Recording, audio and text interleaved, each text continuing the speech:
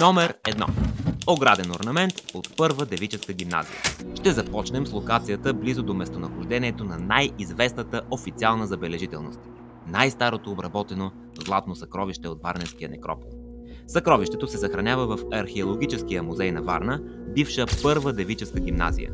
Красивата сграда в неоренесансов стил от края на 19 век е с просторен двор. Но дворът е бил много по-голям, докато там се е помещавала девическата гимназия. Доказателството – върху едно от дърветата край булевард Мария Луиза, доста отдалечен от музея, все още стои враснал детайл от ограда. Орнаментът му е идентичен с този на настоящата ограда на Археологическия музей. Заключение.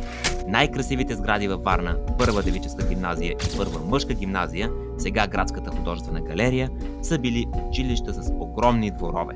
За номер 1 не се нуждаете от джокери. Предполагаме, че няма да ви затрудни да го откриете. Успех!